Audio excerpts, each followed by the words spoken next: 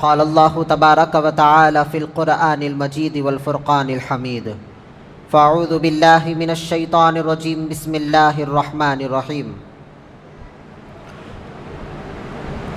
وَسَيُجَنَّبُهَا الْأَتْقَى الَّذِي يُؤْتِي مَالَهُ يَتَزَكَّى صدق اللہ مولانا العظیم وقال اللہ تعالی فی شأن حبیبہ جلالا وإکراما ان اللہ وملائکتہ یصلون علی النبی یا ایہا الذین آمنوا صلوا علیہ وسلموا تسلیما اللہم صلی علی سیدنا وشفیعنا وحبیبنا ونبینا ومولانا محمد وبارک وسلم۔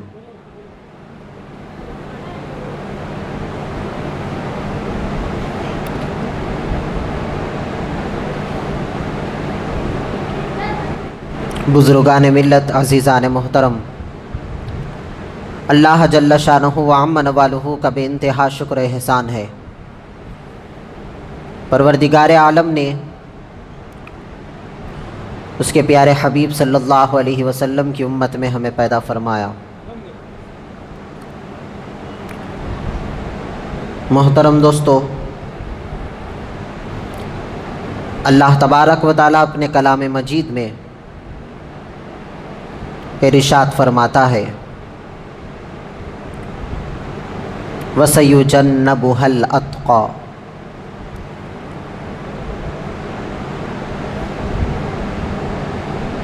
وہ پرہیزگار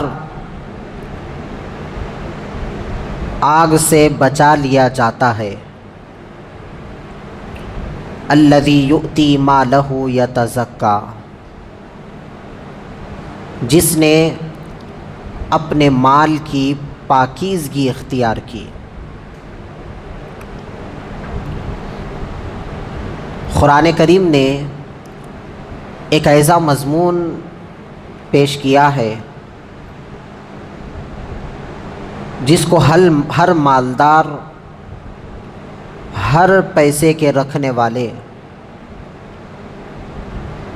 ہر جائیداد کے رکھنے والوں کے لیے یہ غور و فکر دلا دیا کہ تمہارے پاس جو مال ہے، اللہ تعالیٰ اس مال کے ذریعے تمہیں جنت دینا چاہتا ہے۔ پیسہ جب رہتا ہے انسان کے پاس، جب جیب بھرے ہوتے ہیں، تجوری بھری ہوتی ہے، تو یہ حرص انسان کی ہوتی ہے کہ اس کو ڈبل کیسے کیا جائے، یہ خرچ نہیں ہونا، اس میں اور اضافہ ہو۔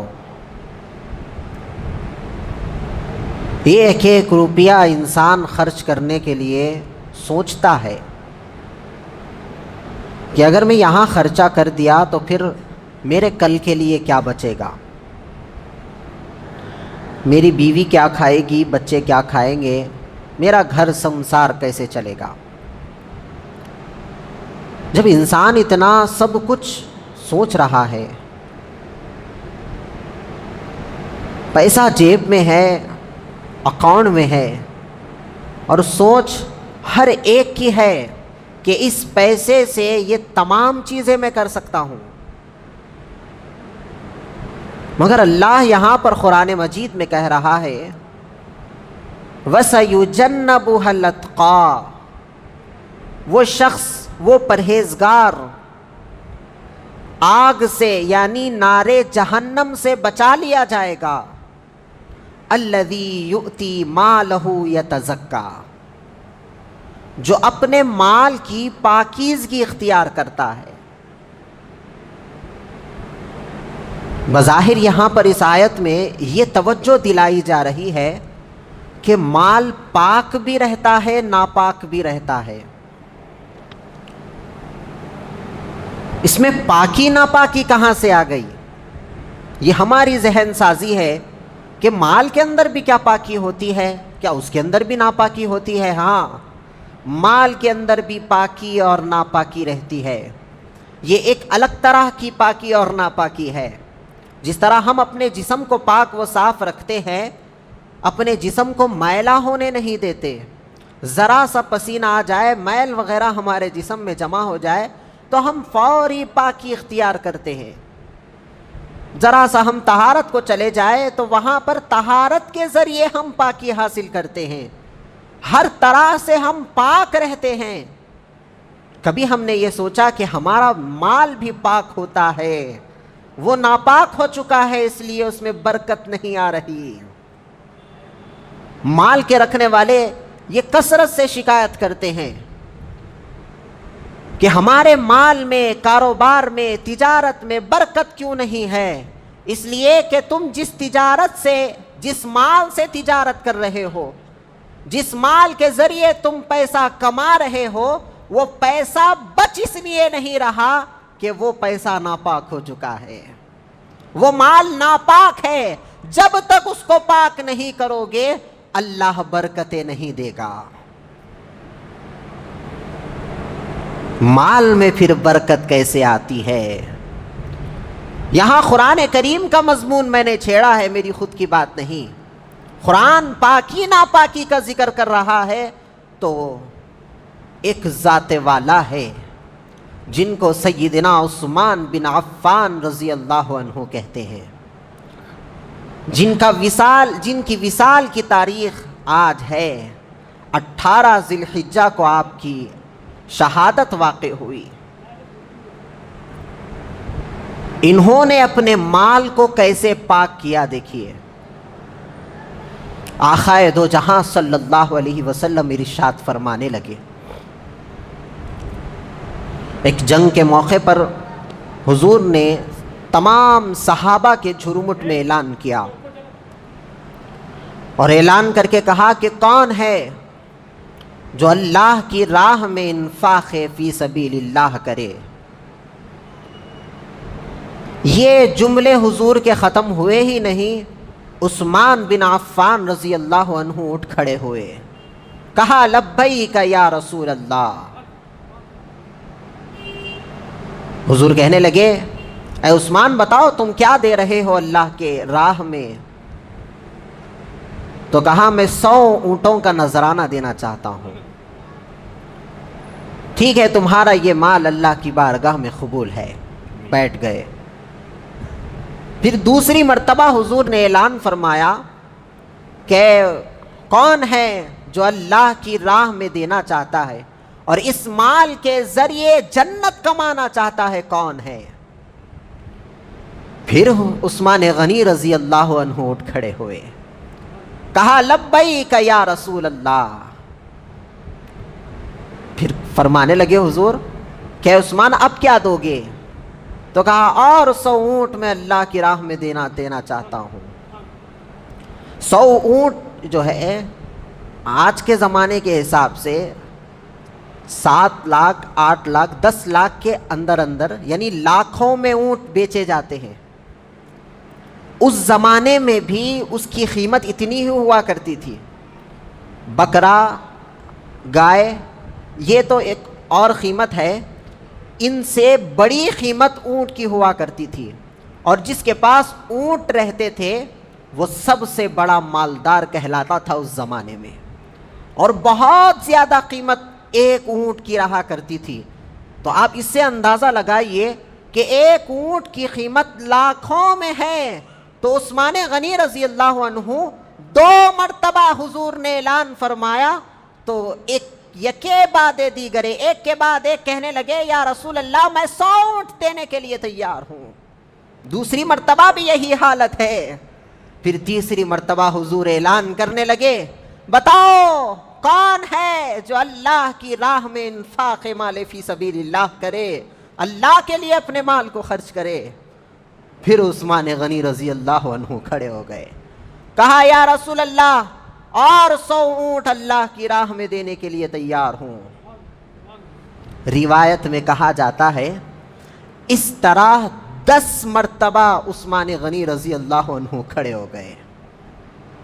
آخری میں حضور نے یہ جملے کہہ کر ان کو بٹھا دیا کہ اے عثمان اپنے دوسرے بھائیوں کو بھی آخرت کمانے کا موقع دو، اب تم بس بھی کرو، بیٹھ جاؤ.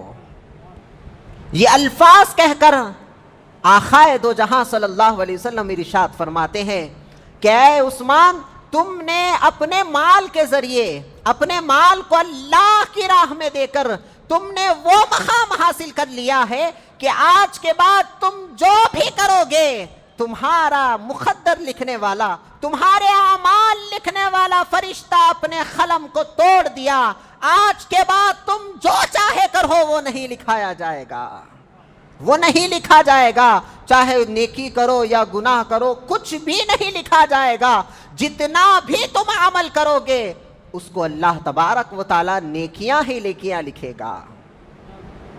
مال کے ذریعے یہ بڑی دولت ہے، اسی لیے اللہ فرما رہا ہے الذی یؤتی مالہ یتزکا، اپنے مال کی پاکیزگی اختیار کرو، مال کو پاک کرو۔ اب یہاں پر غور و فکر کیجئے کہ عثمان غنی رضی اللہ عنہ یہ جو 100 اونٹ اللہ کی راہ میں دے رہے تھے، کیوں دے رہے تھے؟ کیا ان کے پاس زیادہ ہو گئے؟ کیا یہ سب کو بتا رہے تھے کہ میں اتنا مالدار ہوں؟ کیا کر رہے تھے؟ ان کو اس قرآن پر یقین تھا، ان کو اس قرآن پر، اللہ کے کلام پر یقین تھا۔ وہ اللہ کی راہ میں دیتے ہوئے اپنے مال کی پاکی کر رہے تھے، وہ اللہ کی راہ میں انفاق کرتے کرتے اپنے مال میں برکتیں چاہ رہے تھے۔ اتنا مال آپ تاریخ اٹھا کر دیکھیں صحابہ کی، سارے صحابہ میں سب سے بڑے مالدار غنی کہلانے والے عثمان غنی ہیں۔ کیوں ہے؟ وجہ کیا تھی؟ اتنا خرچ کرنے کے بعد ختم بھی تو ہو جانا چاہیے تھا۔ ہمارے پاس اگر پیسے رہے، خرچ کرنے کے بعد ختم ہو جاتے ہیں۔ کتنا بھی بڑا مالدار ہو، کتنا بھی بڑا پیسے کا رکھنے والا ہو، جب خرچ کرتا ہے، جب دل کھول کر کسی کو دے دیتا ہے، خرچ کرتا ہے تو پیسے ختم ہو جاتے ہیں۔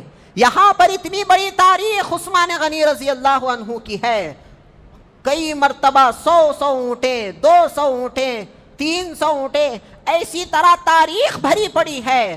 اتنا مال کہاں سے آ گیا؟ یہ مال کہیں سے آ نہیں رہا تھا، مال ویسے ہی تھا۔ اللہ تبارک و تعالیٰ نے ان کے انفاق پر اس مال میں برکتیں عطا فرمائی تھی۔ وہ مال خرچ تو ہو رہا تھا مگر اللہ اس میں برکتیں نازل فرما رہا تھا۔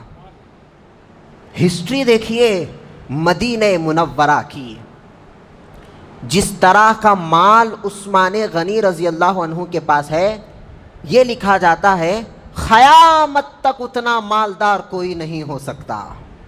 اور آج بھی اس مال میں سے وہ انفاق کیا ہوا مال اور عثمان غنی رضی اللہ عنہ کی دولت آج بھی ویسے ہی باقی ہے۔ کس نیت سے انہوں نے دیا ہوگا؟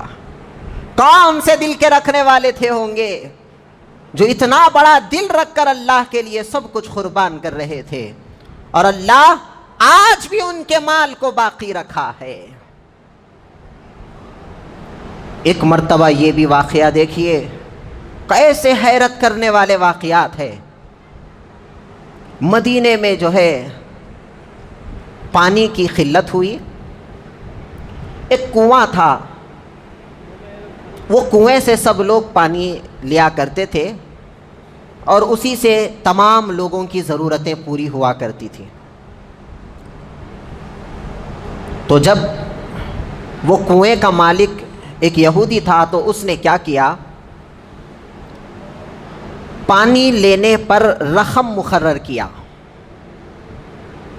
کہ اتنا پانی لوگے تو اتنے پیسے دینا پڑے گا۔ بعض روایات میں یہ بھی بات آتی ہے کہ حضور صلی اللہ علیہ وسلم اپنی امت کے لیے آسانی چاہتے تھے، ہر چیز کے لیے، تو کئی طرح کی شکایتیں بئر روما کی یعنی اس کنویں کی آیا کرتی تھی۔ تو حضور نے تمام صحابہ کے سامنے اعلان کیا کہ اے میرے جانثار صحابہ، تمہیں معلوم ہے بئر روما، وہ جو پانی کا چشمہ ہے، جو پانی کا کنواں ہے، وہ ایک یہودی کے ہاتھ میں ہے. میں چاہتا ہوں کہ ہمارے بھائیوں میں سے کسی کا اگر وہ ہو جائے تو مسلمانوں کے لیے آسانی ہو جائے گی. اور اگر یہ بھی نہیں ہو سکتا تو کوئی ایسا کر دے کہ اس کو خرید کر اللہ کی راہ میں وقف کر دے, تمام مسلمانوں کے لیے اس کو خرید کر دے. جو چاہے اس پانی کے ساتھ جتنا چاہے اتنا پانی ہر کوئی لے سکتا ہے, ایسا معاملہ کوئی کرے. جب یہ اعلان ہوا تو حضرت عثمان بن عفان رضی اللہ عنہ وہاں موجود نہیں تھے. اب صحابہ کہنے لگے یا رسول اللہ اس کی رقم کتنی ہے؟ تو کہا کہ اس کی رقم بھی وہ لالچ میں بہت زیادہ بتاتا ہے. ٹھیک ہے, تم ان پیسوں کو کہیں سے انتظام کرو اور اس کو اللہ کی راہ میں وقف کرو. مجلس ختم ہو گئی. عثمان غنی رضی اللہ عنہ وہیں سے کہیں سے آ رہے تھے تو ایک صحابی کہنے لگے اے عثمان, کیا تمہیں معلوم ہے کہ آقائے دو جہاں نے بہت بڑی بشارت سے نوازا. ایسی بشارت اگر تم سنو گے تو تم اس کو حاصل کرنے کے لیے دوڑتے اور بھاگتے حضور کے پاس پہنچو گے. تو کہا بتاؤ وہ کون سی دولت ہے, وہ کون سی چیز ہے جو میں حاصل کرنے کے لیے حضور کے پاس دوڑتے ہوئے بھاگتے ہوئے جاؤں گا, وہ کون سی چیز ہے بتاؤ. کہنے لگے, حضور فرمانے لگے کہ جو کوئی بیر روما کو خرید کر مسلمانوں کے لیے وقف کر دے گا اللہ تبارک و تعالی اس کے لیے جنت میں نہروں کا انتظام فرمائے گا. یہ بشارت نبوت کی زبان سے نکلی ہے. رسالت میں آپ صلی اللہ علیہ وسلم کی زبان رسالت سے اس بات کو جاری کیا گیا ہے. فوری اس بات کو جب عثمان غنی رضی اللہ عنہ سنتے ہیں دوڑتے بھاگتے جاتے ہیں اور حضور سے کہتے ہیں یا رسول اللہ ابھی تھوڑی دیر پہلے آپ نے جو اعلان کیا کیا وہ اعلان ابھی بھی باقی ہے یا اس اعلان کا خاتمہ ہو گیا ہے؟ یعنی کہہ رہے تھے ابھی جو آفر آپ نے دیا تھا کیا وہ آفر ابھی بھی چل رہا ہے یا آفر برخاست ہو گیا؟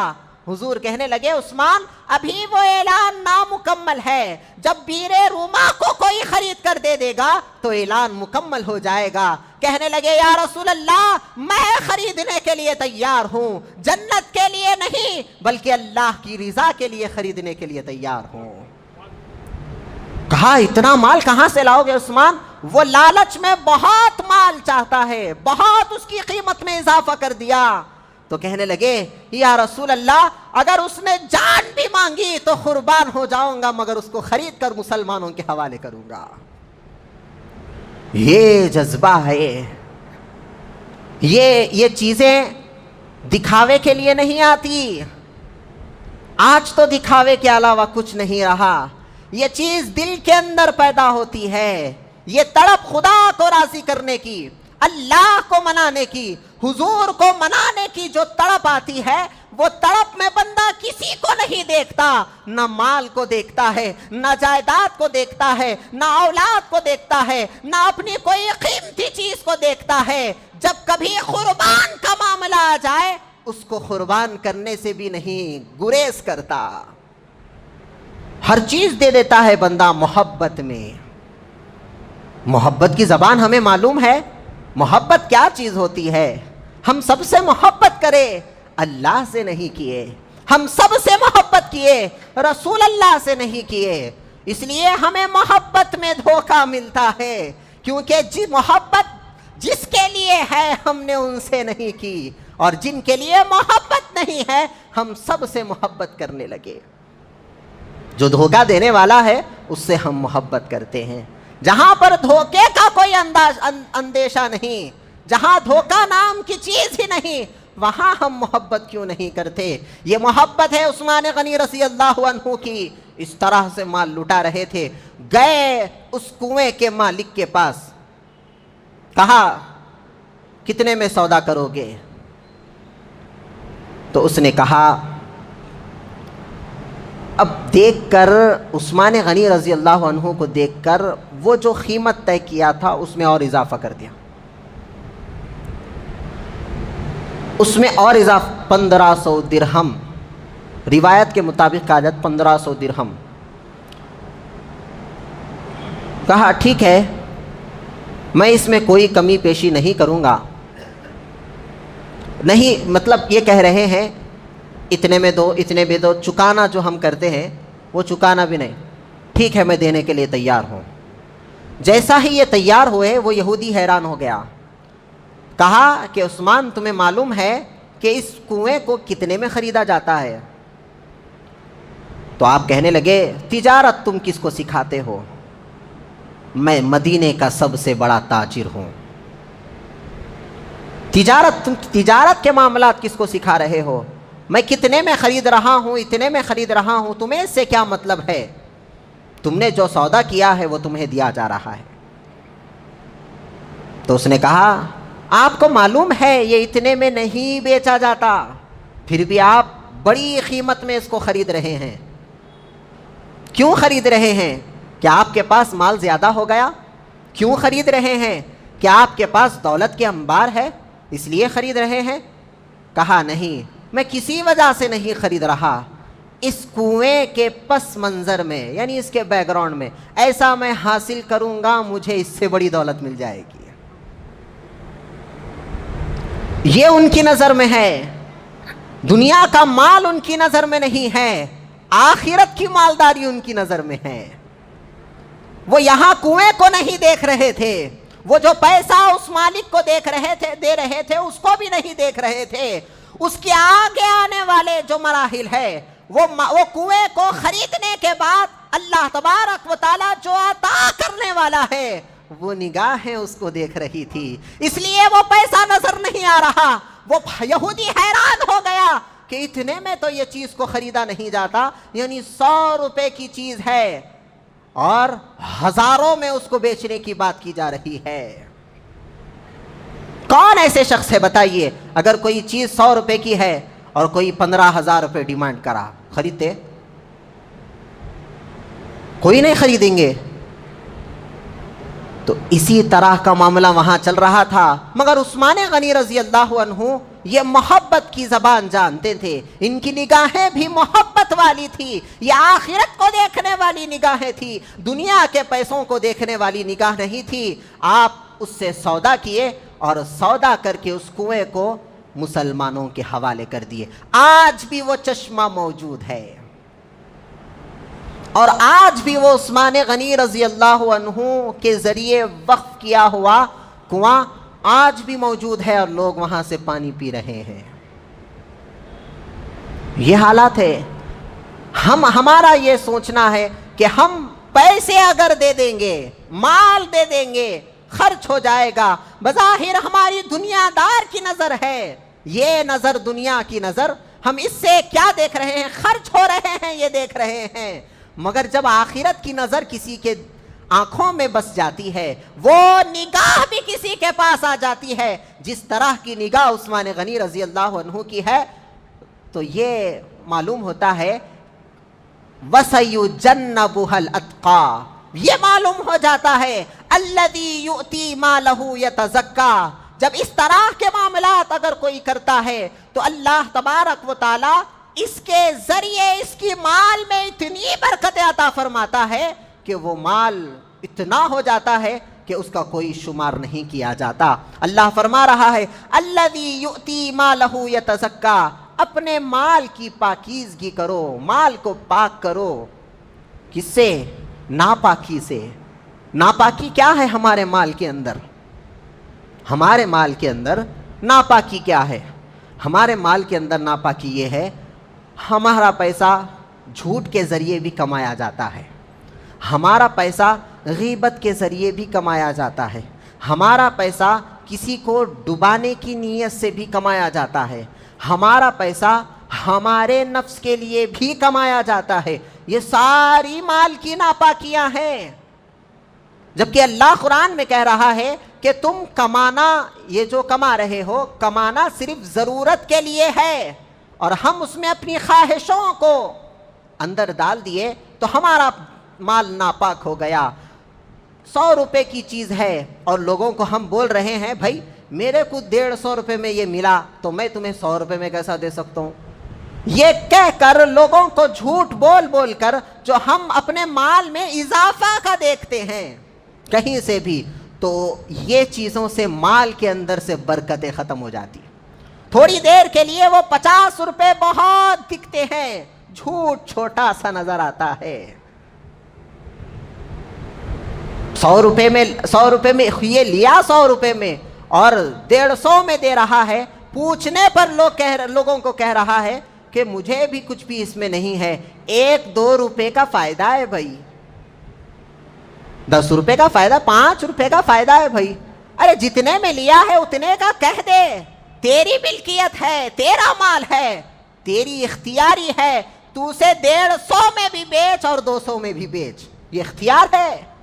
جھوٹ بول کر مسلمان کما رہے ہیں. جتنے میں لیے ہیں بتا دے. پہلے تو یہ بات فقہائے کرام فرماتے ہیں، مفتیان کرام کہتے ہیں کہ تاجر کو یہ سب چیزیں بولنے کی ضرورت ہی نہیں ہے. میں اتنے میں لیا بولنا چاہیے کوئی بھائی، تمہارا ریٹ بتا دو. اگر وہ لیا اس کی مرضی، نہیں لیا اس کی مرضی. یہ بیچ میں سے جو ہم جھوٹ کو اس کے اندر گھسڑ رہے ہیں، اس سے ہمارا مال ناپاک ہو جاتا. جو بیچ میں ہم جو اپنا ایک ریٹ لگا دے، فکس ریٹ، بھائی اتنے میں لینا ہے لیو، جاؤ، لینا ہے لیو، نہ تو جاؤ، ختم ہو گئی بات.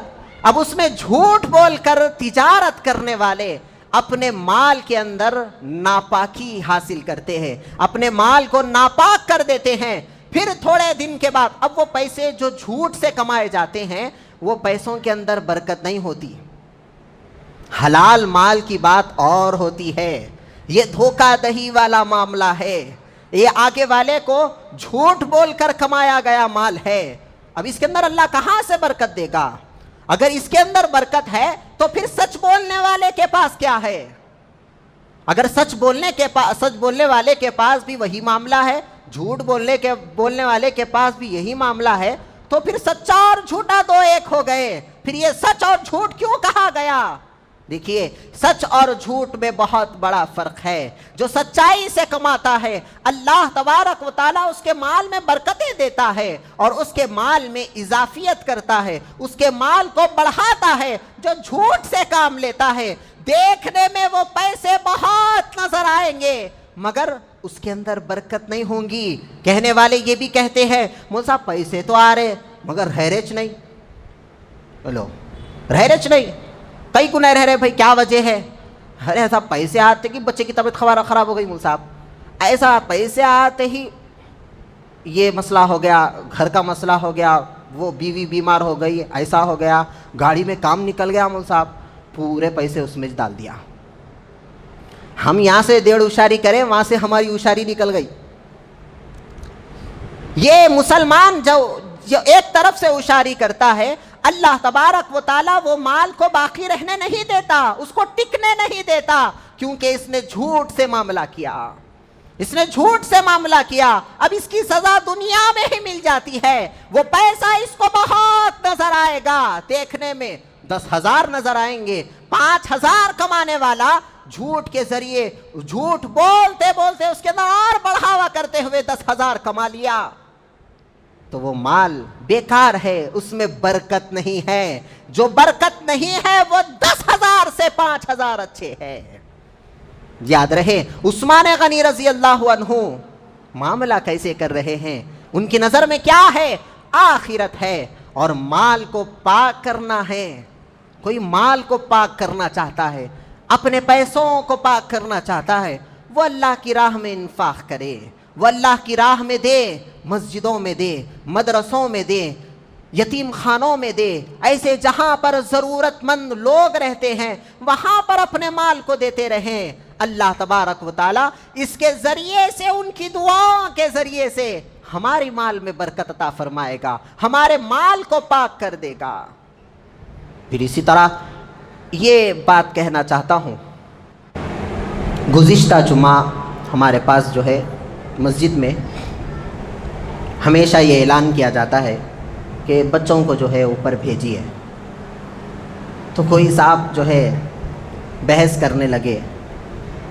تو دیکھیے بحث کی بات نہیں ہے، بات نہ بحث کی ہوتی ہے، نہ یہ مسجد ہماری ہے نہ آپ کی ہے، یہ گھر اللہ کا ہے۔ تو جتنا آدابی ہم اختیار کریں گے اتنا ہمیں نماز کا پورا اجر ملے گا۔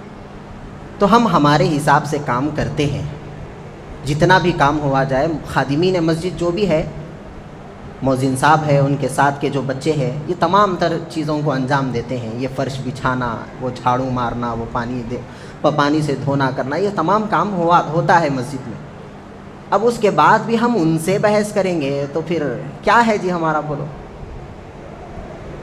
پہلے تو ہم کیا ہے، مسجد میں سب کی بات نہیں کر رہا، جو کرتے ہیں ان کی، آتے جمعہ میں ایک مرتبہ، پھر آنا، پھر خادمین سے بحث کرنا، یہ کیا زیب دیتا ہے بتائیے؟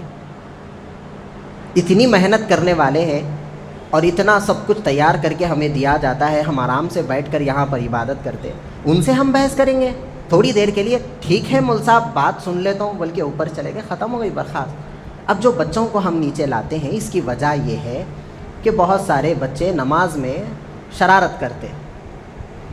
ہم سوچتے ہیں ہمارا بچہ قریب میں رہنا، مگر جو بازو والا ہے انہیں تو نہیں سوچتا نا، انہیں اپنی نماز کی فکر میں ہے، اس سے بازو والا انہیں اپنی نماز کی فکر میں ہے۔